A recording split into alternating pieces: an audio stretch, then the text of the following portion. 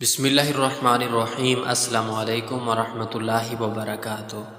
حضرت عائشہ صدیقہ رضی اللہ تعالیٰ عنہ کی ایک کنیز تھی جن کا نام حضرت بریرہ رضی اللہ تعالیٰ عنہ تھا۔ پہلے یہ کسی اور کی کنیز تھی اور اس نے اس کا نکاح حضرت مغیث رضی اللہ عنہ سے کر دیا تھا، اور چونکہ اصول یہ ہے کہ اگر آقا اپنی باندی کی کسی سے شادی کر دیں تو آقا کو اپنی باندی سے اجازت لینے کی ضرورت نہیں ہوتی، اس لیے کہ یہ اس کی ملکیت ہوتی ہے۔ چنانچہ حضرت بریرہ رضی اللہ عنہ کا نکاح حضرت مغیث رضی اللہ عنہ سے کر دیا گیا، اور حضرت مغیث رضی اللہ عنہ سے عفام تھے اور حضرت بریرہ رضی اللہ عنہ حسین و جمیل خاتون تھی۔ اس حالت میں ان کا نکاح ہو گیا۔ حضرت عائشہ رضی اللہ عنہ نے چاہا کہ ان کو خرید کر آزاد کر دیں، چنانچہ حضرت عائشہ صدیقہ رضی اللہ تعالیٰ عنہ نے ان کو خریدا اور پھر آزاد کر دیا۔ شریعت کا حکم یہ ہے کہ جب کوئی کنیز آزاد ہو جائے اور اس کا نکاح پہلے سے کسی کے ساتھ ہو چکا ہو تو اس کو آزادی ہے کہ اپنے شوہر کے ساتھ نکاح کو برقرار رکھے یا ان نکاح کو ختم کر دے اور پھر کسی اور سے نکاح کر لے۔ جب حضرت بریرہ رضی اللہ تعالی عنہ آزاد ہوئی تو شریعت کے مطابق ان کو بھی فسخ نکاح کا اختیار مل گیا، اور ان سے کہا گیا کہ اگر تم چاہو تو مغیث رضی اللہ عنہ سے نکاح برقرار رکھو اور اگر چاہو تو اس نکاح کو ختم کر دو۔ انہوں نے فوراً کہہ دیا کہ میں مغیث رضی اللہ عنہ کے ساتھ نہیں رہتی اور اپنے نکاح کو فسخ کر دیا۔ اب چونکہ حضرت مغیث رضی اللہ تعالیٰ عنہ کو ان سے بہت محبت تھی، حضرت عبداللہ بن عباس رضی اللہ تعالیٰ عنہ فرماتے ہیں کہ وہ منظر اب تک مجھے نہیں بھولتا کہ حضرت مغیث رضی اللہ عنہ مدینہ کی گلیوں میں اس طرح گھوم رہے ہیں کہ ان کی آنکھوں سے آنسو بہہ رہے ہیں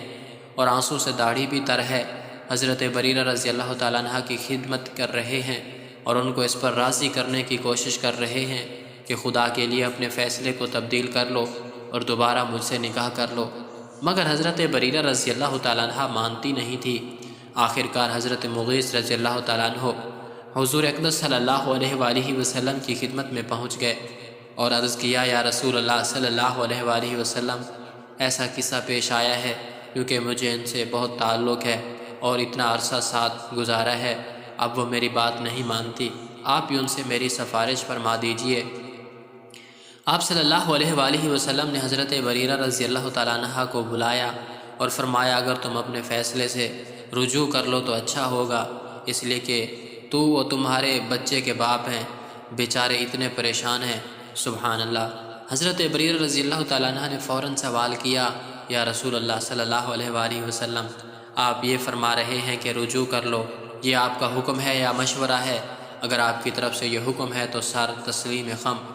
اور میں ان کے ساتھ دوبارہ نکاح کو تیار ہوں۔ تو آپ صلی اللہ علیہ وآلہ وسلم نے فرمایا، میں یہ سفارش کر رہا ہوں، یہ میرا حکم نہیں ہے۔ حضرت بریرہ رضی اللہ تعالیٰ عنہ نے یہ سنا کہ نبی کریم صلی اللہ علیہ وآلہ وسلم کا حکم نہیں ہے بلکہ صرف سفارش اور مشورہ ہے، تو فوراً فرما دیا، یا رسول اللہ صلی اللہ علیہ وآلہ وسلم،